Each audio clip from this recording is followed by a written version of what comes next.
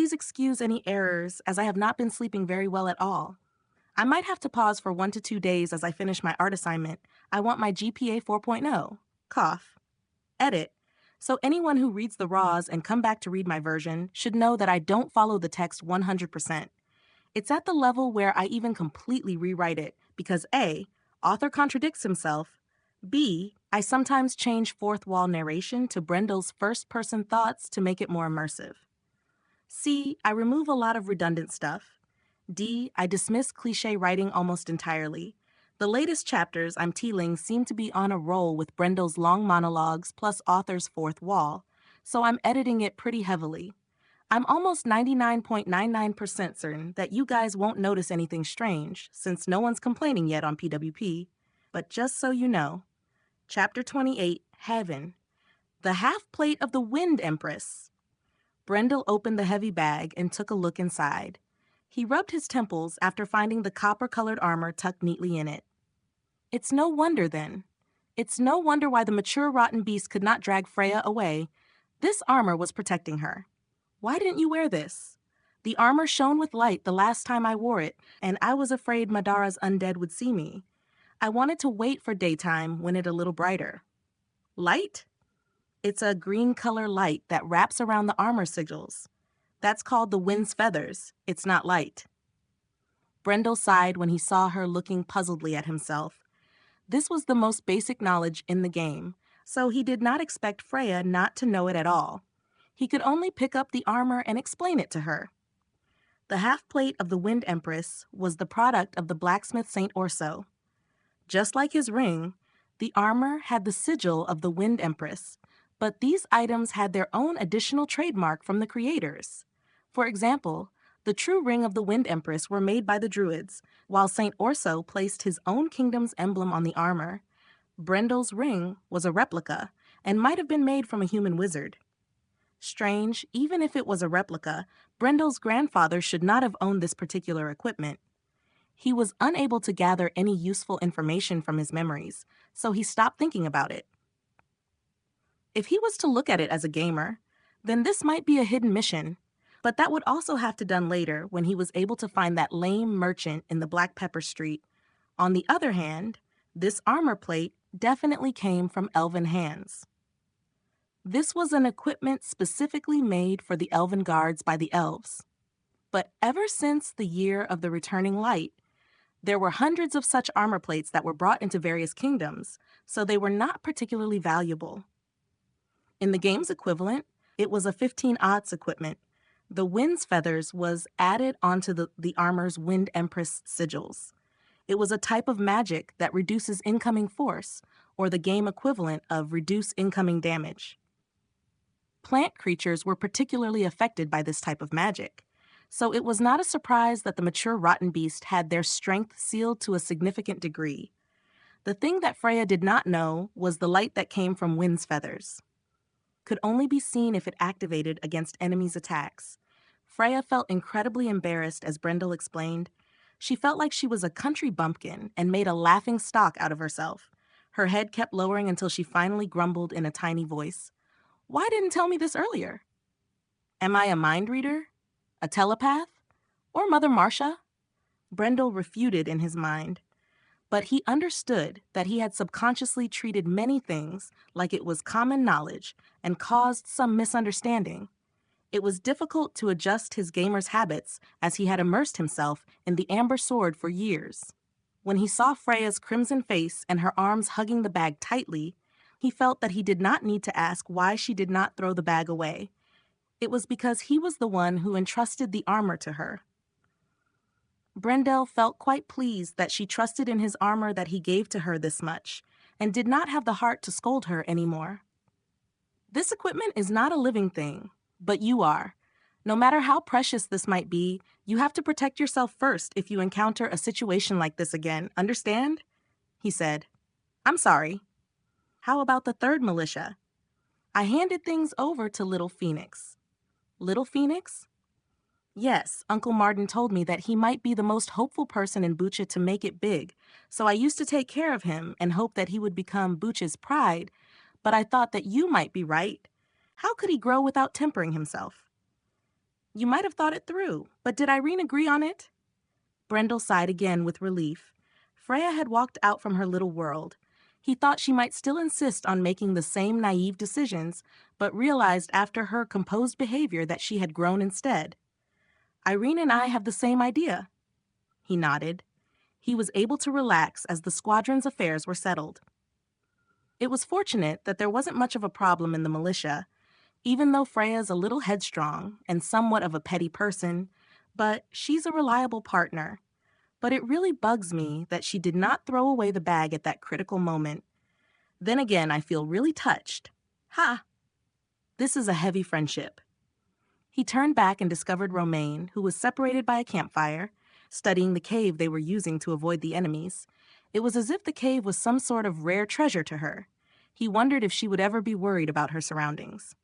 Brendel, how did you know about this place? It looks as if those terrifying monsters will not be able to find us if we are in here, she asked.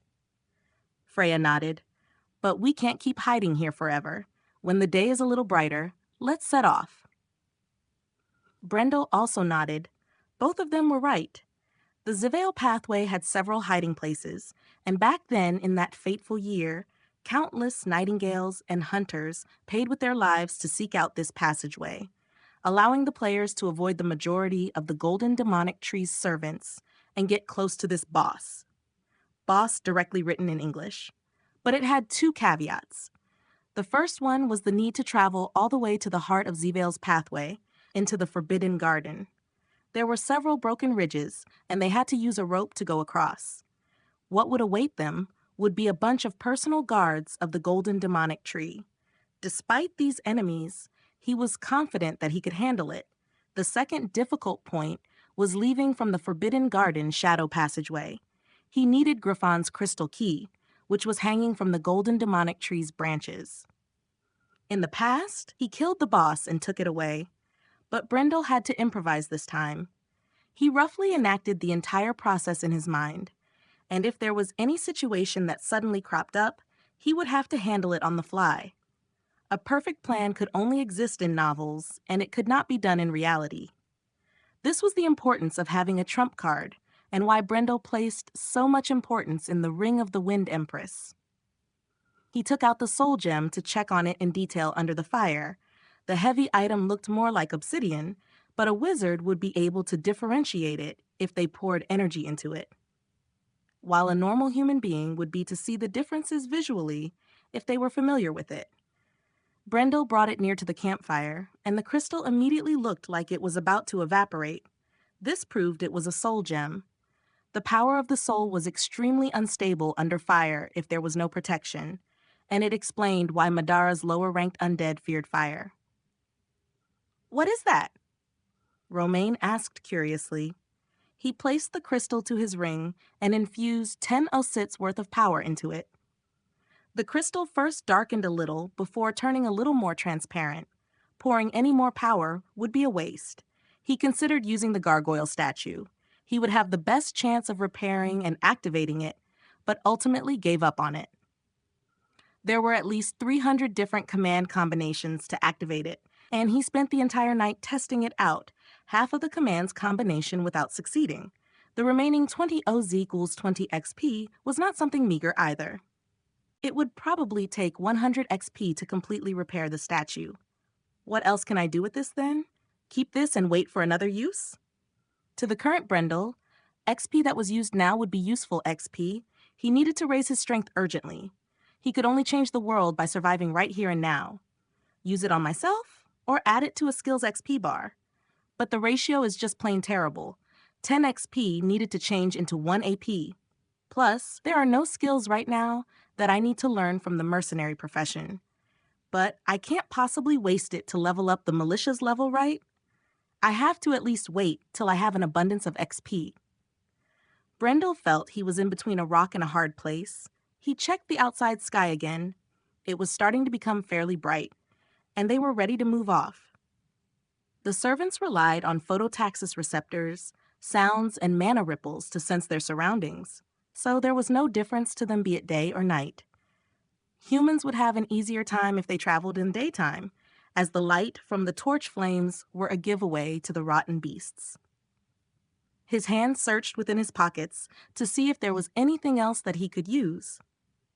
And he quickly found that card with an artistic drawing on it. Brendel suddenly had the idea of experimenting on it. To identity an item required a full set of alchemy tools and information books. Players who were not so good at doing that simply went to an NPC. However, it was quite expensive to identify things, and the game allowed players to use items even if they didn't know what it is. So many players developed a system to test the items out. He first tried using common chance, but nothing happened. Then he brought the soul gem to touch the card and check if there was any reaction. Usually, there would be some mana arsonance if the item reacts to the soul's energy, but had not expect the card to suddenly shine with piercing radiance from the moment he touched it with the soul gem. In fact, the soul gem completely lost its color and became a transparent crystal. Absorbing reaction. Brendel nearly jumped up in shock, and he stared speechlessly at the transparent crystal in his hand. Soul gems that lost their potency were called creation containers. Wizards and elementalists bought these containers and used them as storage for spells. They were similar to spell scrolls in other games, while these crystals were the spell scrolls in this world. But Brendel was not concerned about this right now. He felt a terrifying shiver traveling all the way up to his spine. Mana absorption was one of the strongest mana ripples amongst the resonance types. He had gambled wrongly, and even if the golden demonic tree was more than 10 miles away, it would have felt this. This was not the only enemy. With such a strong reaction, who knows if there were any strange creatures who had their eyes on him? Brendel did not understand why the card reacted so strongly with the mana absorption effect. Such effects only appear when it is a magical equipment over 40 LZs, and this card did not look like one.